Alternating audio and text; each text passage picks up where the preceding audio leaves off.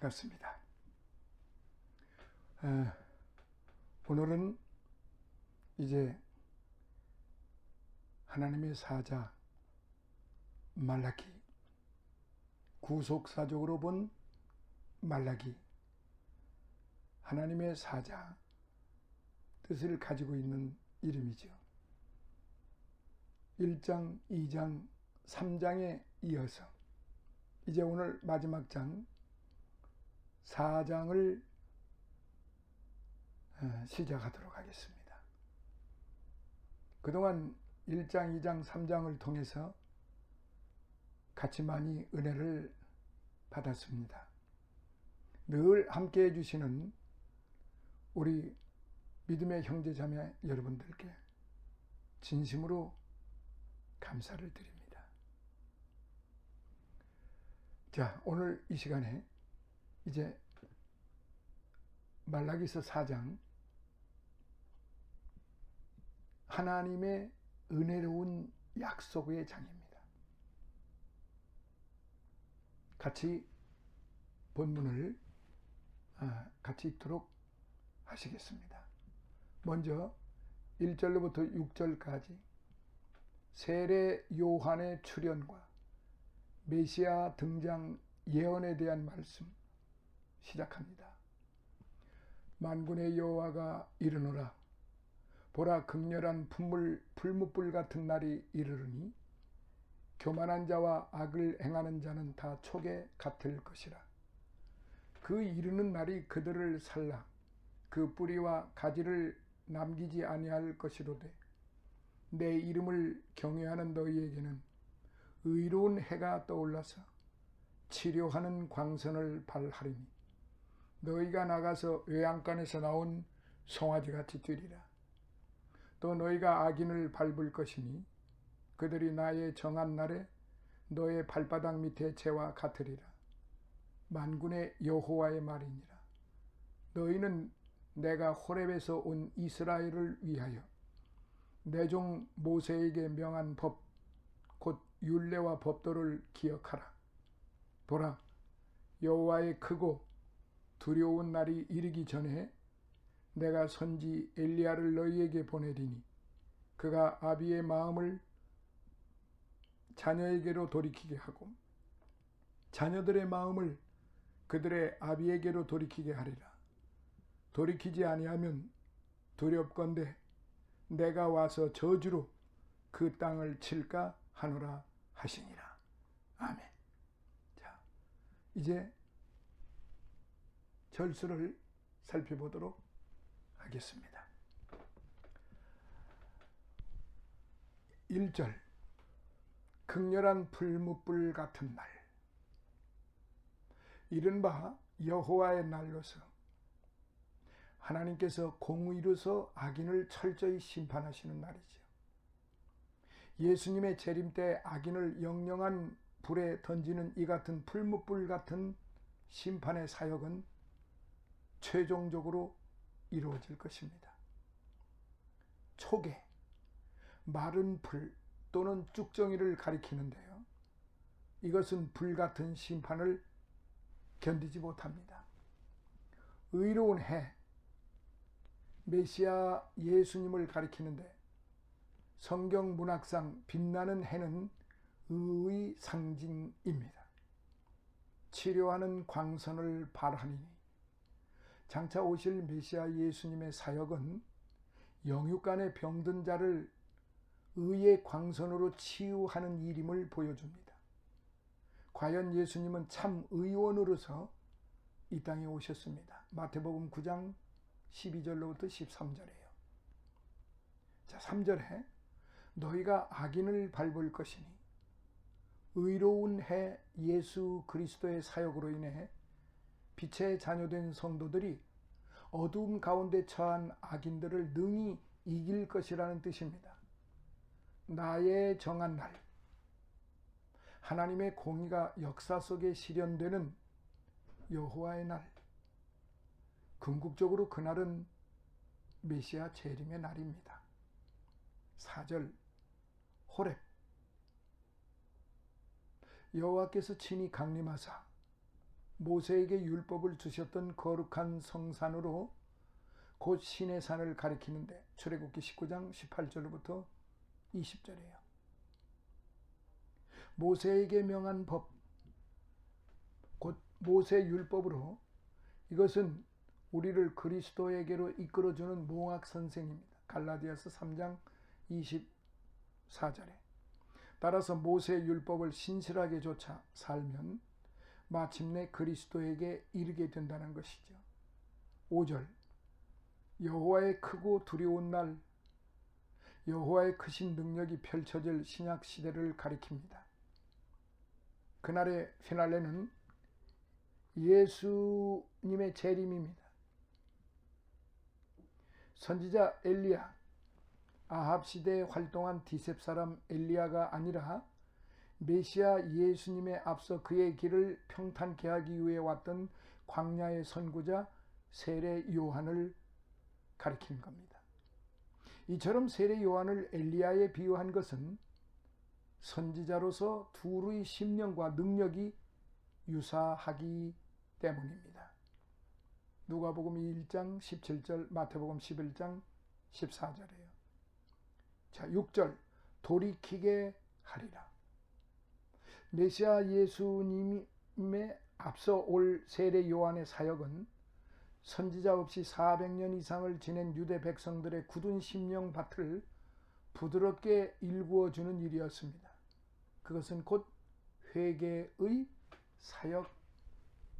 사역이었던 것입니다. 자, 그렇다면 이제 본문의 말씀을 좀 더 구체적으로 함께 공부하도록 하시겠습니다. 범죄와 교만으로 인해 하나님의 심판을 맞이하게 된 이스라엘의 아픈 실상을 소개했던 3장에 이어서 이 4장에서는 하나님을 경외하는 자들을 향해 주어진 하나님의 복된 약속을 소개하고 있습니다. 즉 본장에는 하나님의 의롭고 능력에 찬 심판은 의지에 따라 악인이 멸절할 것이다. 1절 3절 하나님을 경외하는 자에게 주어질 회복의 약속은 2절 그리고 엘리야로 상징되는 메시아 길을 예비하러 이 땅에 온 세례 요한의 출현과 그의 활약상 4절로부터 6절 등이 소개되고 있습니다. 한편 구약 성경의 마지막 부분에서 엘리야의 출현에 관한 비전을 제시한 것은 비록 말라기 선지자의 메시지 이후 약 400년 동안의 계시 중단 시대가 올 것이지만은 그러한 단절과 침묵의 시간은 언젠가는 끝이 나고 하나님과의 관계 회복의 시대가 반드시 도래할 것을 확신시켜 주기 위해서라 하겠습니다. 결국 본장은 구약의 문을 닫는 종결 지점이 아니라 신약의 문을 열 준비를 하고 있는 새로운 희망과 벅찬 미래를 담고 있는 것이라 그렇게 봅니다. 자, 그렇다 그러면은 이제 함축해서 좀 말씀을 드리도록 하겠습니다. 히브리 성경, 마소라 성경에 의하면 본문은 말라기의 6번째 설교 부분에 포함되어 3장 19절로부터 24절로 분류되는데요. 여하튼 본문은 말라기 설교의 결론이기도 합니다. 장차 등장할 의로운 해, 메시아 예수, 이 의로운 해와 그에 앞서 출현할 선지자 엘리야, 세례 요한에 관한 언급입니다. 따라서 본문은 구약 성경 전체의 결론으로 신약 시대와 연결되는 교량 역할을 하고 있습니다. 과연 4세기 반 가량이 흐른 후 말라기 선지자의 본 예언은 그대로 성취되었는데 마태복음 3장 1절로부터 7절입니다. 그러니까 예수님이 탄생하신 AD 4년 서기 4년으로부터 이제 23, 4년이 지난 후에 바로 광야의 선지자가 드디어 등장을 요단강에서 했던 것입니다. 여러분 잘 아시죠? 예수님이 그 세례 요한한테 침례를 받으실 때 하늘문을 여리고 하늘의 신령한 말씀이 하늘의 신령한 하나님의 영이 그 세례받는 머리 위에 임재 성령이 임했다고 하는 사실을 여러분 잘 아실 것입니다. 자, 첫 번째 선지자 엘리야의 출현, 세례 요한의 출현입니다. 말라기는 여호와의 크고 두려운 날이 이르기 전에 선지자 엘리야가 먼저 출현하겠다고 예언을 했지요. 5절에. 이것은 무슨 뜻일까요? 실제 엘리야는 이미 주전 9세기경 아방 시대의 북왕국 이스라엘에서 활동했던 선지자가 아닌가요? BC 875년부터 848년경에. 그런 거로 여기서의 엘리야는 실제 엘리야가 아니라 메시아 예수님의 등장에 앞서 출현할 세례 요한을 가리키는 겁니다. 그런데 세례 요한을 가리켜 이처럼 엘리야에 비유한 것은 무엇일까요? 두 사람의 사역 성격과 활동 모습이 비슷했기 때문입니다. 그렇다면 세례 요한의 임무는 무엇일까요? 메시아의 길을 평탄케 하는 것이었습니다. 곧 말라기 이후에 선지자 없이 400년 이상을 살아온 완악한 유대 백성들에게 모세 율법을 통한 종교적 각성 사절과 사랑과 효를 통한 도덕적 각성을 일깨우는 이른바 심령밭의 정지 작업을 하는 것이었죠. 과연 후일에 세례 요한은 메시아 예수님에 앞서 유대 광야에 출현하여 회개하라 천국이 가까웠느니라 라고 외침으로써 예수님의 뿌릴 복음의 씨앗이 잘 뿌리내려 자랄 수 있도록 그 백성들의 심령밭을 일구었던 것입니다. 마태복음 3장 1절부터 6절에. 자, 두 번째, 의로운 해 메시아 예수의 등장. 구약 최후의 선지자답게 말라기는 그의 설교 마지막 부분에서 메시아 예수의 등장을 역설했습니다. 말라기는 그분을 치료하는 광선을 바라는 의로운 해에 비유했습니다. 2절. 과연 후일에 이 땅에 오신 예수님은 병에 찌들고 죄로 죽어가는 무사람들에게 영육간의 치료의 광선을 찬연히 바라셨습니다. 그리하여 그 치료의 광선으로 인해 구원받은 심령은 외양간에서 나온 송아지같이 기뻐뛰며 찬송했습니다. 하지만 빛을 싫어하는 악인의 무리들에게 있어 메시아 예수님의 등장은 극렬한 풀무불 같은 날이요. 1절. 크고 두려운 날 5절입니다. 왜냐하면 의로운 해로 인해 자신들의 어두움, 죄악이 밝히 드러나기 때문입니다. 그 결과 그들은 극렬한 풀무불 같은 예수님의 사역 앞에서 초계같이 그 뿌리와 가지가 모두 타버릴 것이었습니다. 이기 때문에 그렇습니다.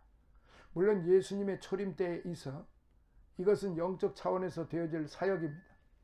그러나 예수님의 재림 때에는 그분의 백보자 앞에, 즉 최후의 심판대에서 그 모든 일이 실제적으로 생생하게 전개될 것이기 때문에 그렇습니다. 오늘날 성도들은 이 사실을 굳게 믿고 소망 중에 흔들림 없는 신앙의 삶을 살아야 할 것입니다. 자, 그렇다 그러면은 1절부터 6절에 있는 이 말씀을 다시 한번 한 발자국 깊이 들어가서 좀 더 구체적으로 살펴보기를 원합니다. 여호와의 날에 대한 약속. 그럼 여호와의 날을 어떻게 맞을 것인가? 이걸 우리가 좀 더 알아봐야 되겠습니다. 이스라엘 백성은 하나님의 약속에 따라 바벨론의 포로로 끌려간 지 약 70년이 경과한 때에 포로 생활을 청산하고 벅찬 감격을 안고 예루살렘에 다시 돌아오게 됩니다. 그리하여 그들은 무엇보다 무너진 제단을 수축하고 성전을 재건하려는 노력을 기울이게 됩니다. 하지만 이를 시기하는 무리들의 집요한 방해를 받고 또 내부의 균열이 일어남으로 인해 무려 16년간이나 재건 사업을 중단하게 됩니다.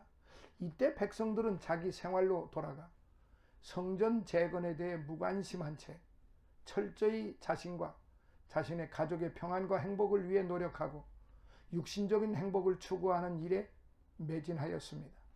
그러면서 하나님이 요구하시는 거룩한 경건을 상실해 갔고 영육간에 심각할 정도로 타락해 갔습니다. 이때 하나님께서는 거룩과 경건을 타락한 자들에게 학개와 스가랴를 선지자로 세워서 영적으로 깊이 잠든 이스라엘 백성을 깨우쳐 주시고 성전 재건 사업을 재개하게 됩니다. BC 520년경에. 그리하여 5년째 되는 해 그렇게도 소망하던 제2성전 스룹바벨 성전을 완공하는 기쁨을 맞게 되는 것이죠. 하지만 이처럼 성전을 재건했지만은 정작 소망하던 하나님의 영광은 나타나지 않고 도리어 고통스럽고 힘든 나날을 보내야 했던 관계로 백성들의 마음은 점차 하나님에게서 떠나가기 시작을 했지요. 그리고 또 백성들은 오랜 포로 생활로 인해 하나님을 섬기는 법을 잊어버린 관계로 인해 자연히 종교적 태만과 영적인 방종에 젖어들고 말았습니다. 그리고 백성들은 하나님의 초월한 사랑과 그분의 공의로우신 통치를 무시하게 되었고 따라서 하나님의 말씀을 순종하는 일에 등한히 하게 되었습니다. 3장 14절에. 이에 선지자 말라기는 하나님의 소명을 받고 분연히 일어나 하나님께서 어떻게 우리를 사랑해 오셨으며 우리가 어떻게 하나님의 이름을 멸시하고 더럽혔으며 어떻게 하나님을 괴롭혔으며 어떻게 하나님께 돌아갈 수 있으며 어떻게 하나님의 것을 도적질하였으며 어떻게 하나님을 대적하였는지를 분명히 지적하면서 회개의 메시지를 전하게 됩니다. 말라기 선지자가 이처럼 조목조목 이스라엘의 죄와 허물을 지적하면서 거듭해서 회개를 촉구한 이유는 바로 얼마 있지 않으면 여호와의 날 곧 깊은 어둠을 뚫고 밝은 새 아침이 동터올 것이기 때문에 그렇습니다. 자, 그렇다고 하면은 사랑하시는 성도 여러분,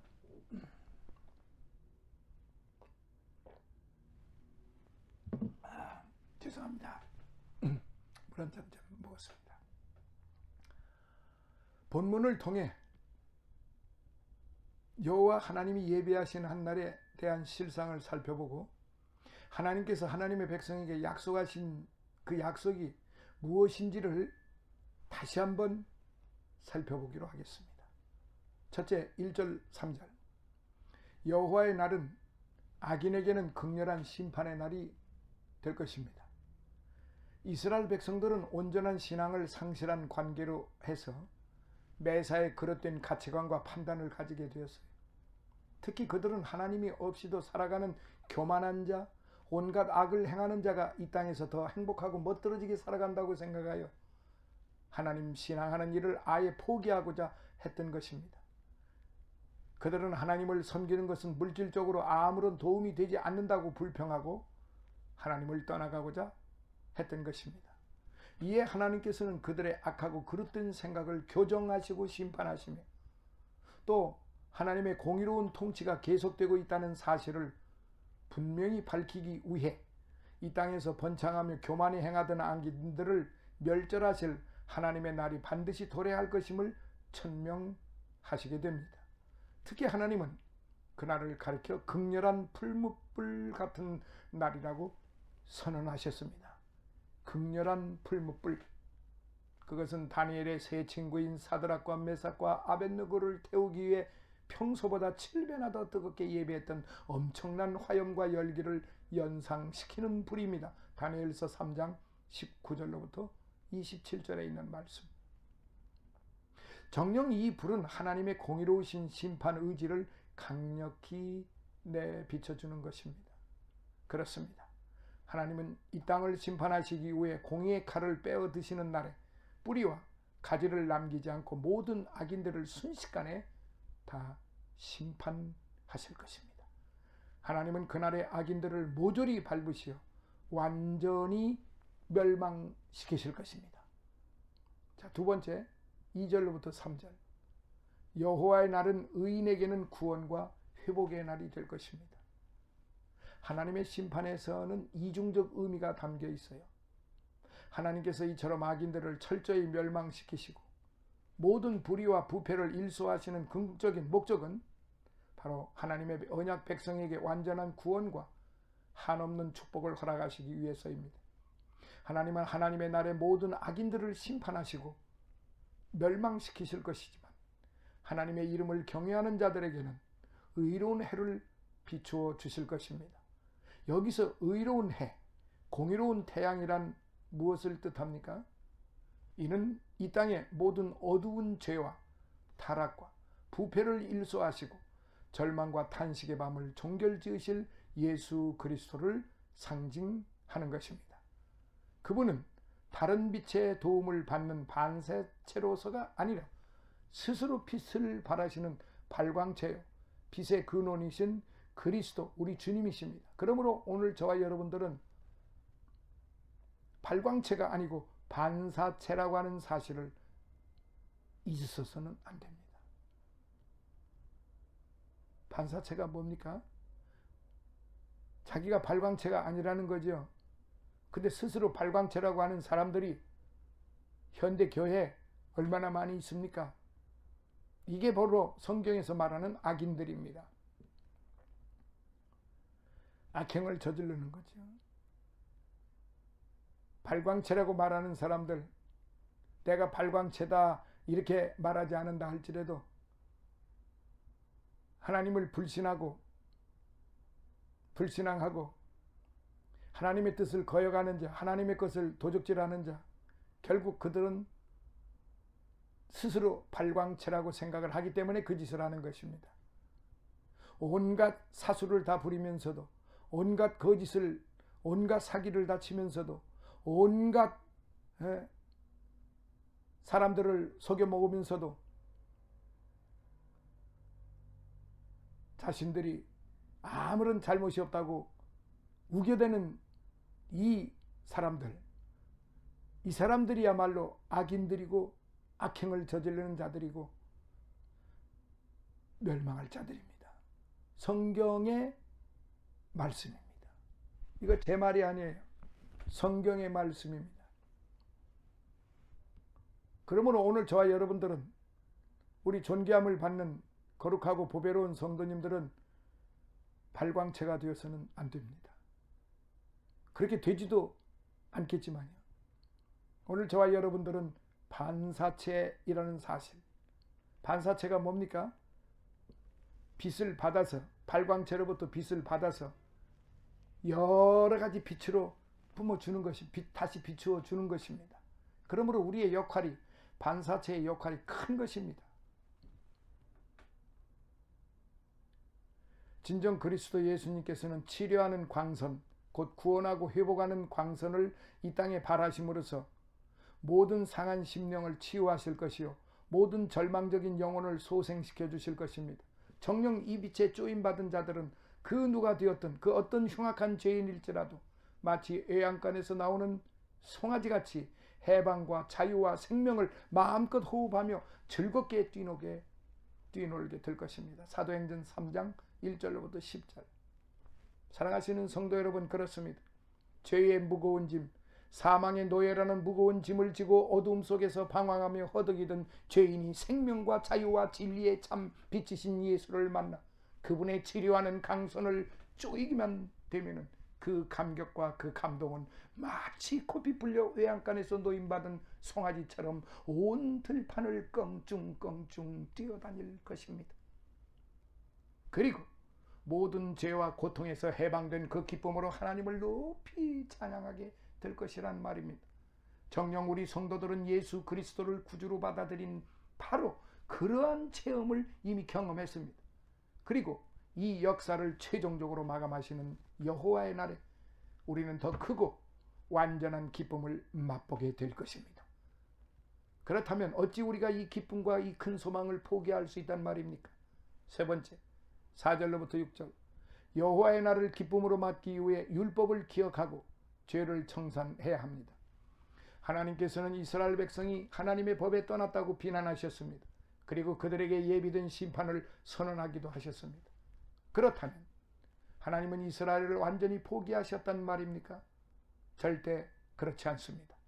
하나님의 언약에 신실하신 하나님은 이스라엘을 포기하실 수 없으셨습니다.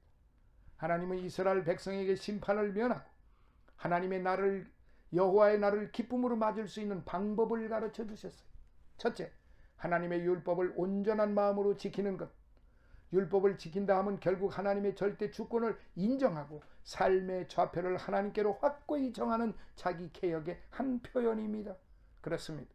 하나님이 명하신 거룩한 명령에 귀국을 기울이고 하나님의 말씀을 온전히 순종하는 것은 곧 하나님을 영화롭게 하는 경건한 몸짓이요, 하나님께 복과 은혜를 받는 가장 확실한 비결입니다.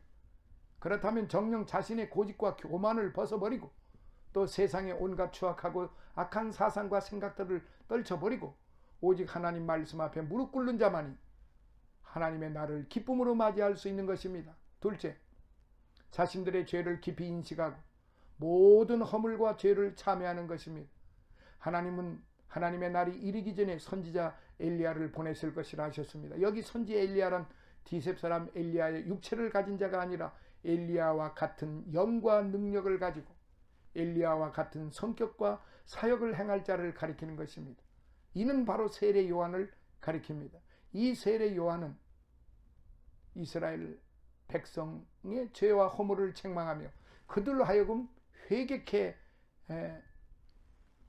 함으로써 자기 뒤에 오실 그리스도 예수를 영접할 준비를 하게 하고 조상들의 경건한 신앙을 본받도록 하게 하는 선구자인 것입니다. 결국 하나님께서 선지 엘리야를 보내시기로 하신 이유는 하나님의 법을 떠나 영적인 죄악과 도덕적 부패에 젖어 있던 이스라엘 백성을 회개시켜 하나님에게로 다시 돌아오게 하시기 위해서였다는 사실입니다.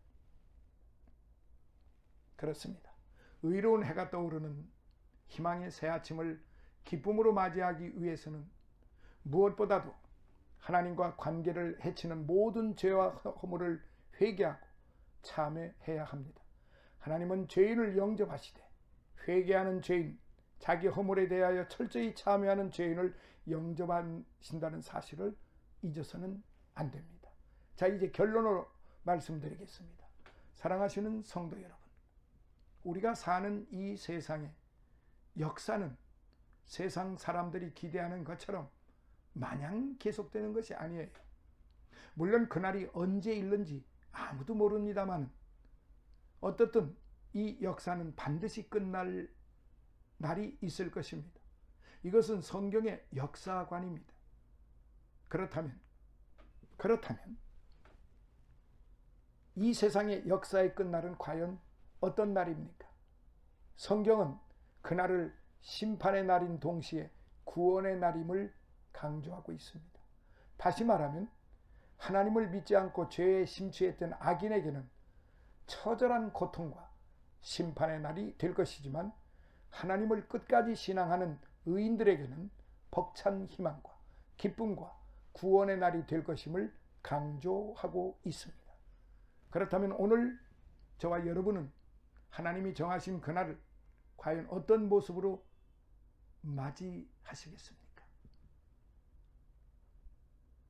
오직 예수, 오직 성령, 오직 믿음, 오직 충성. 바로 그렇습니다.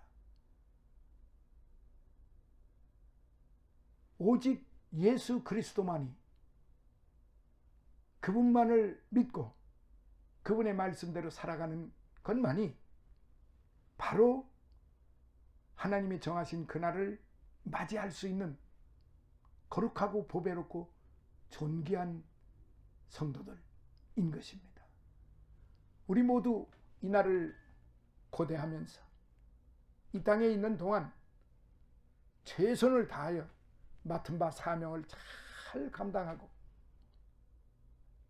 모든 인간적인 탐욕을 다 버리고 오직 하나님의 영광만을 위하여 솔리데오 그로리아, 솔리데오 그로리아, 오직 하나님께 영광만을 위하여 살아가시는 저와 여러분이 되시기를 예수 그리스도의 이름으로 축복하고 기도합니다.